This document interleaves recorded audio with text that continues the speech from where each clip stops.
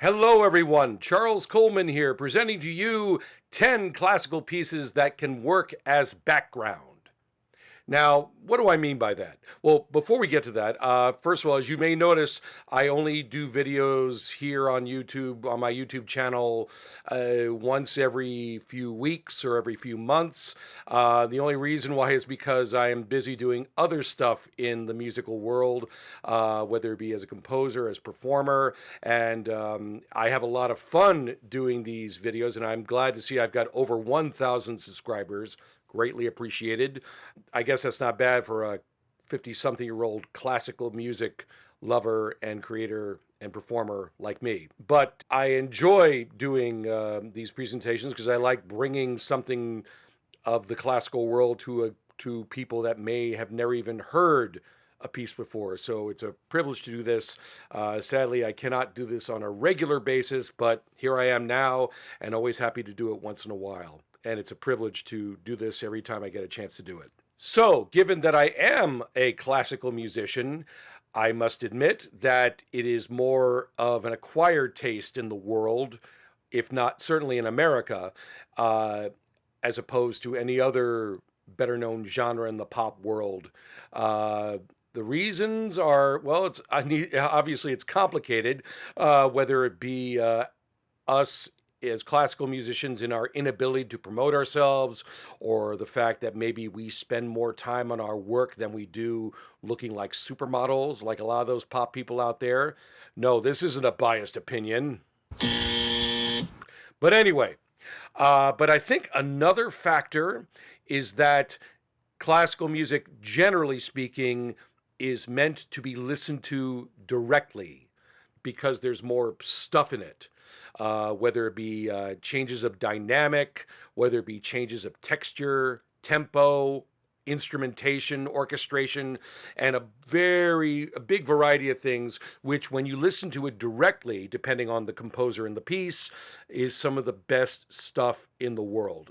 Of course, again, I'm biased for being a proud classical musician, but I got to admit, it doesn't generally make for good background. It's something that's very hard to, talk over in a bar or in a restaurant, because if you're listening to it directly in a bar or a restaurant, you want everyone to shut up and take a listen to this amazing stuff.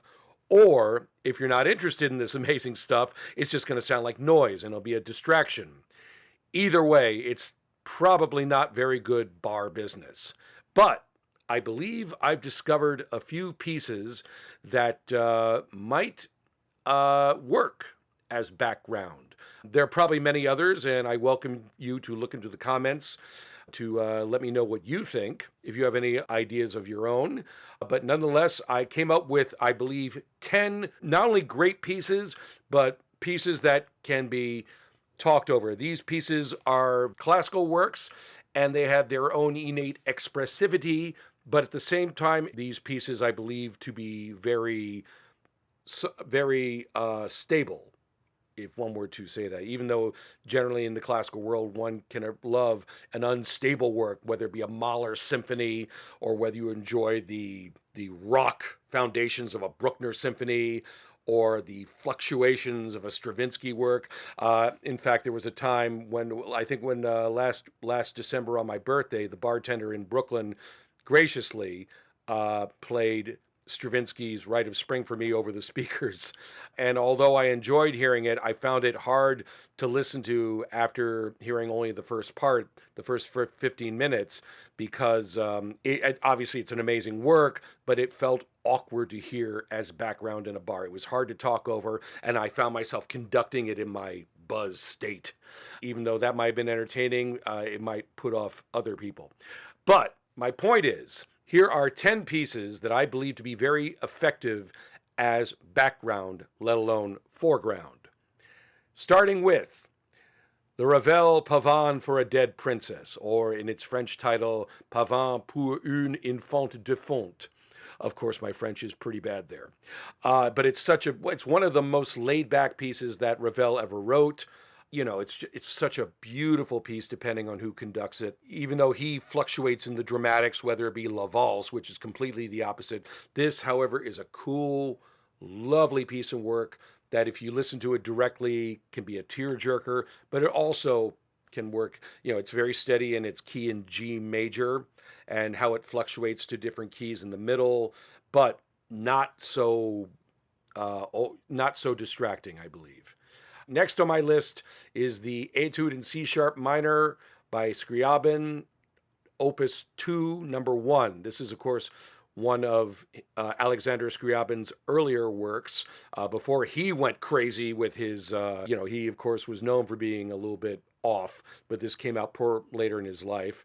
He wrote crazy, awesome pieces like the last three piano sonatas, 8, 9, and 10, and his Vers la Flamme work, which is an amazing but crazy. I mean, when you write a piece that has three steps on it for a piano work, that shows how expressive you want to be.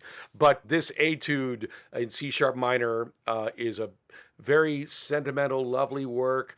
It's expressive, but steady just enough that it could be listened to indirectly, I think, in a public establishment. Next, we got the one opera excerpt that I put in my list of 10 works here from Cosi fan tutte by Wolfgang Amadeus Mozart, Soave sia il vento. This is the trio in which the two sopranos and the bass baritone say farewell to the two soldiers going off to war. You know the story. If you know, it's about these two guys that believe one's girlfriend would not cheat on the other man's girlfriend. And so they go off to war and then come back in disguise to see if they can seduce the other person's girlfriend.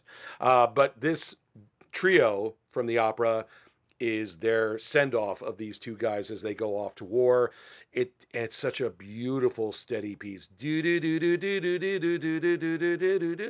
With the three singers gliding on top of it. And again, it just works. Notice I say things like steadiness because I think that's a factor in background music, is that everything is of a same plane, shall we say, in that it doesn't migrate much from its general dynamic. Obviously, that's hard to do in classical music since it's all about expressiveness, but this piece, I think, keeps it. And again, it works as foreground as well as background. Next, we have Walking the Dog by George Gershwin. George Gershwin was known as the great composer that took songwriting and filtered it into his classical idiom and wrote wonderful masterpieces like Rhapsody in Blue, American in Paris, Piano Concerto, his second Rhapsody, which I think is arguably his greatest work. But this song, Walking the Dog, I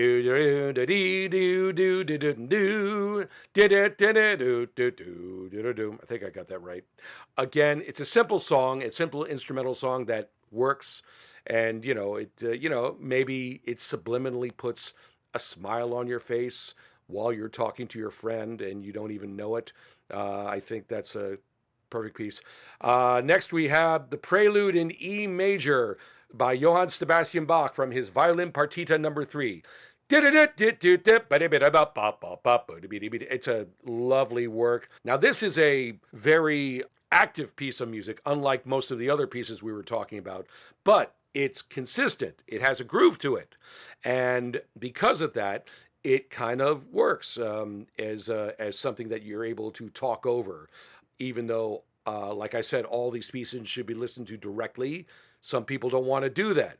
But, I mean, Bach can write many pieces like that, but this is definitely up there, I believe, in terms of its consistency and its effectiveness as potential background.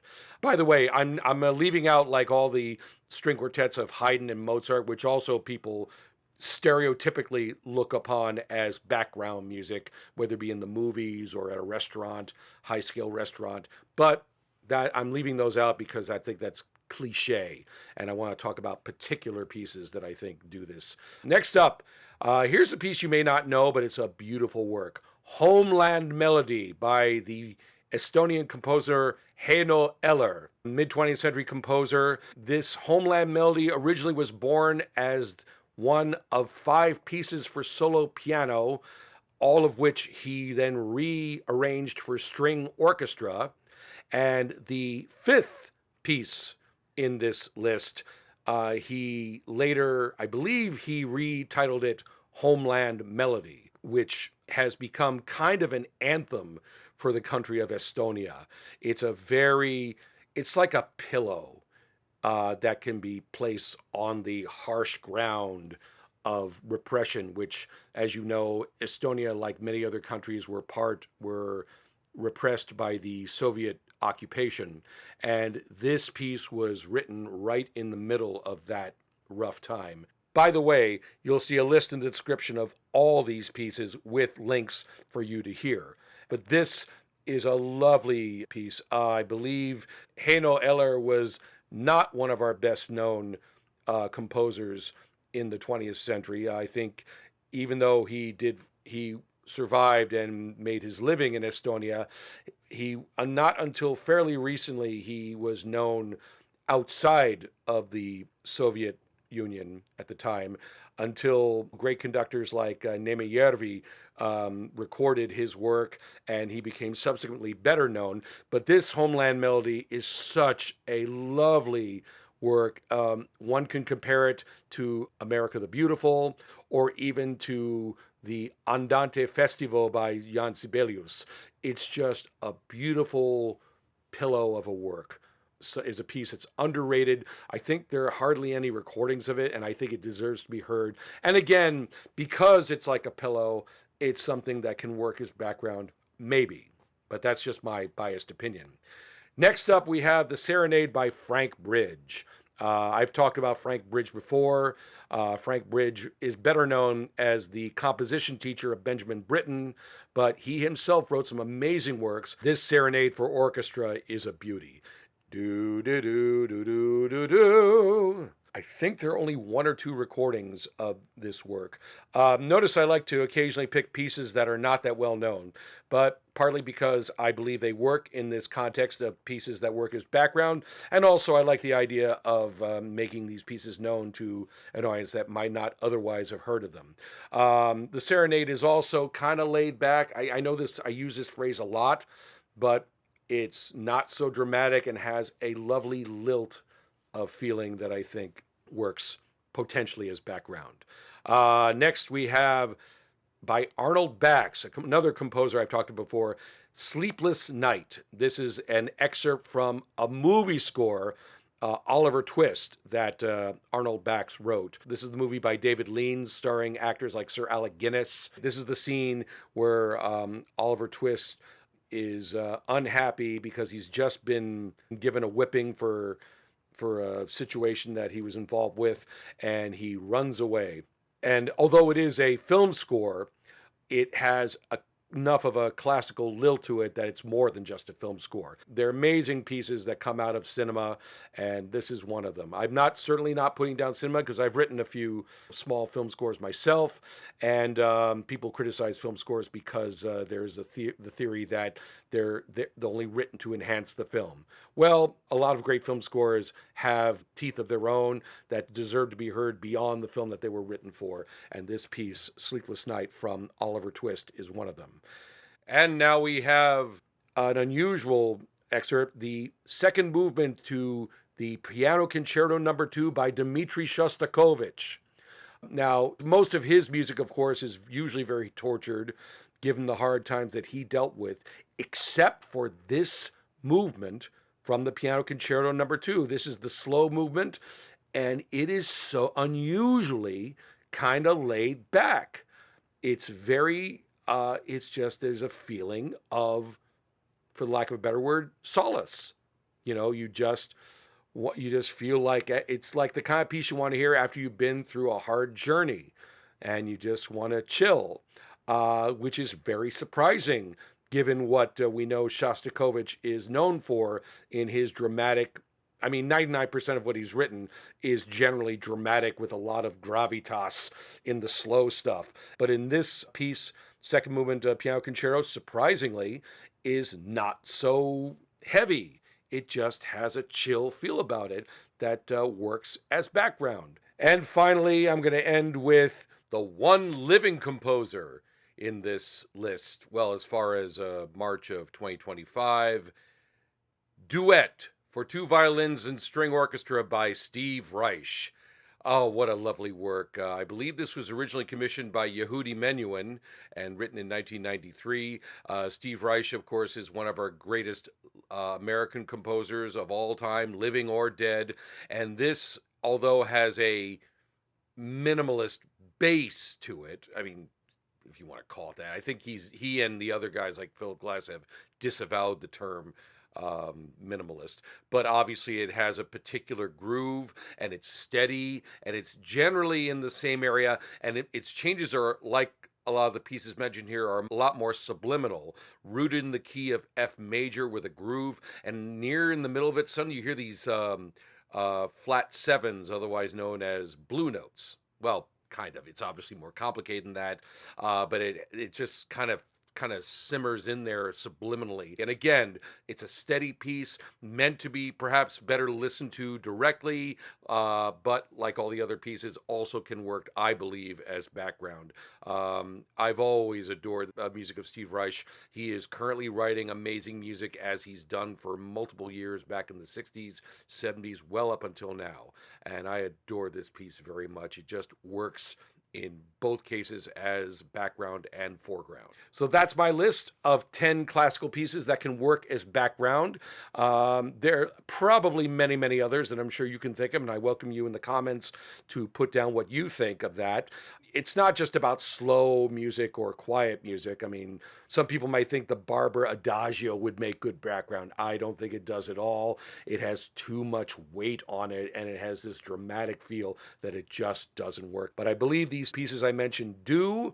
And as I said before, in the description, you will see a list of all these pieces with various links to where you can hear all of these works. These are lovely pieces of music. Notice, of course, I chose a lot of works that are not well known by composers you may or may not have heard of. That's because I love these pieces and these composers personally, that I'd like to provide an outlet for these guys to be heard. And I welcome you to hear them as well. Thank you very much. Until next time.